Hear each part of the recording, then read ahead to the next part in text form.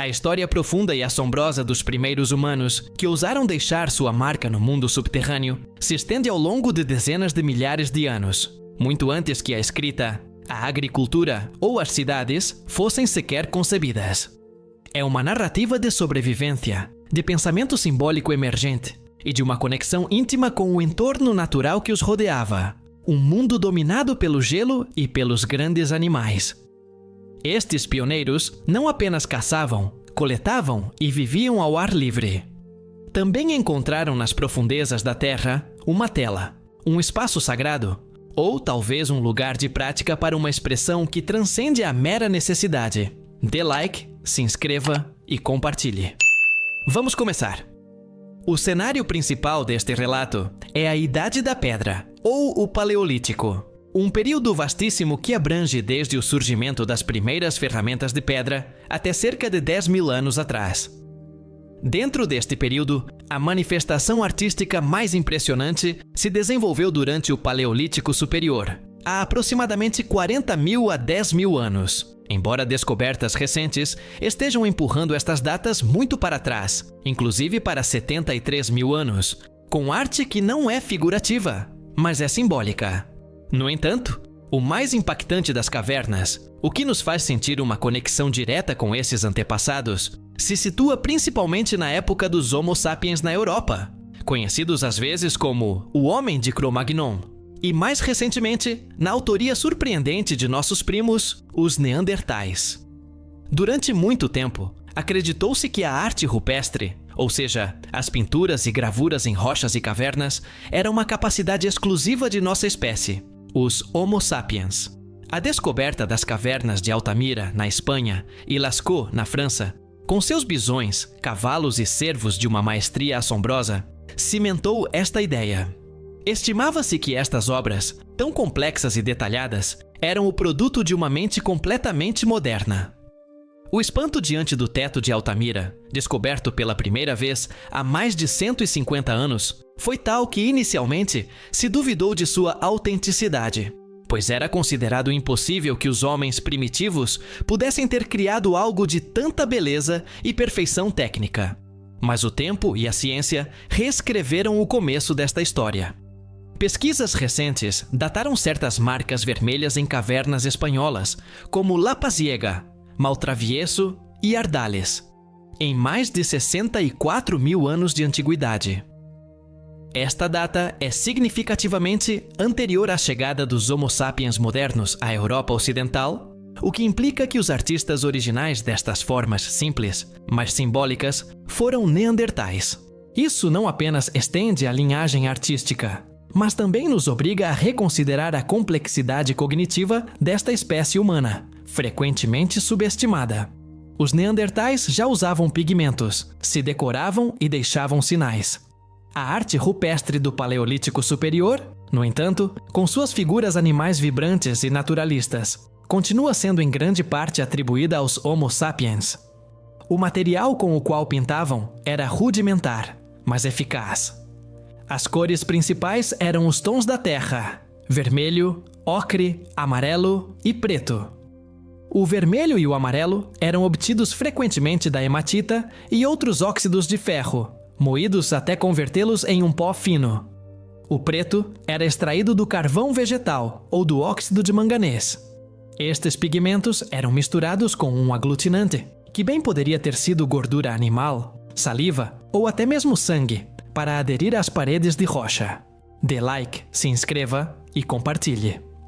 As técnicas de aplicação eram variadas. Às vezes usavam os dedos diretamente. Em outras ocasiões, empregavam pincéis feitos com pelo de animal ou cotonetes de musgo. Uma técnica fascinante é a da aerografia rudimentar, utilizada para criar contornos, ou as famosas mãos em negativo. O artista soprava o pigmento em pó, através de um caniço oco ou um osso de ave sobre a mão apoiada na parede, deixando a silhueta da mão sem cor. Estas mãos, frequentemente de mulheres e crianças, são uma das assinaturas mais pessoais e comoventes que nos deixaram. O que é verdadeiramente intrigante não é apenas o como, mas o porquê. Por que esses humanos, que dedicavam a maior parte do seu tempo à árdua tarefa de sobreviver, Em um clima glacial, se aventuravam em cavernas profundas e escuras, às vezes a centenas de metros da entrada, para pintar. As teorias são tão numerosas quanto os sítios.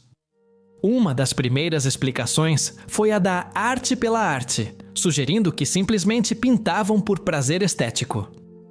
Esta ideia, no entanto, tem sido amplamente descartada, já que ignora o esforço e a localização das pinturas, frequentemente em locais de difícil acesso que não eram para o usufruto cotidiano. A teoria da magia da caça é mais persistente. Postula que os desenhos eram atos propiciatórios. Ao representar um bisão ou um mamute ferido por lanças, os caçadores acreditavam que podiam influenciar magicamente o resultado de sua próxima caçada.